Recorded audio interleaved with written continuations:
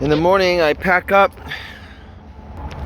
and I put all this stuff into the big truck because we got up charging at night. University of Michigan. We had to come to University of Michigan really early in order to get parking, but it's a pretty awesome time to just check out everything in University of Michigan because it's so empty and rad. When I was in Vienna, I was so impressed by their coffee culture there, and they've got different names for everything, but they also always give you a little sparkling water every time you get a cup of coffee. And so you sit at the cafe in Wien and drink your coffee and drink a little bit of sparkling water, and it's refreshing and cleans out the mouth. I've always thought that was a good touch. I don't know why these types of things never catch on in America, but here I am at Comet Coffee, and it seems like it is catching on. University of Michigan, Ann Arbor, pretty cool spot so far. Guy sat next to me at the coffee shop. He said, "Can I share your table?" I said, "Of course." And then we ended up talking about veganism. What are you gonna do? Someone's like, "What are you doing in Ann Arbor?" I said, "I'm out here preaching, baby. I'm on the side of the angels."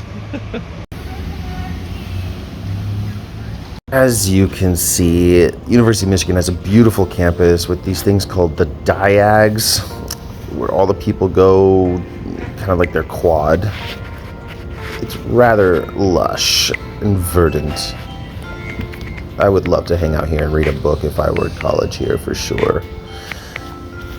And then they've got some old structures. The campus has been here since the 19th century, and you know, you could tell it's got some really classic architecture and a beautiful museum with some art inside that I thought was great, some indigenous art. And then they had this plop art, which I thought was an Alexander Calder at first, but it is not.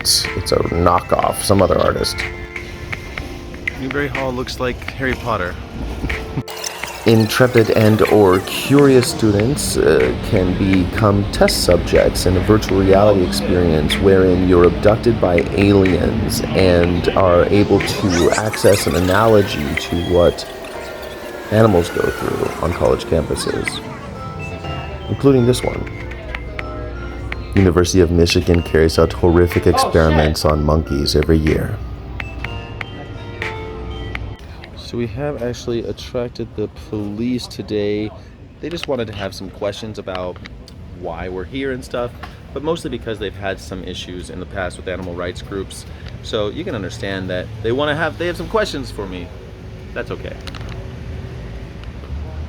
To say that this is my last day in Michigan, last day at University of Michigan. Pretty stoked about that.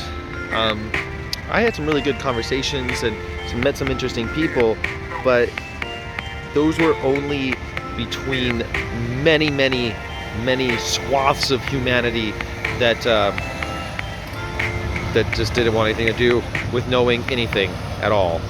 Just like willfully ignoring everything. Didn't want to know anything, don't want to look your way. Very rude. University of Michigan, not what I thought, but I did have some really great conversations with people. They were just in between lots of indifference and trolls and kind of shitty cops.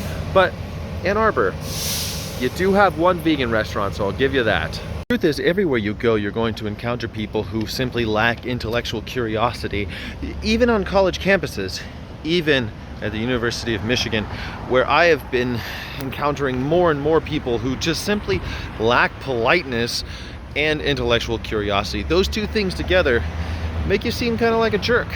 You know, you could be curious at least. You know what I'm saying? Joseph in the rain. Joseph in the rain. Poor Joseph in the rain. Hashtag poor Joseph. I don't think you can really see the rain in the video.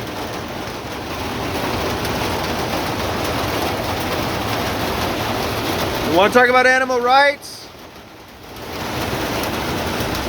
Do you want to talk about animal rights? Hey man, you want to talk about animal rights?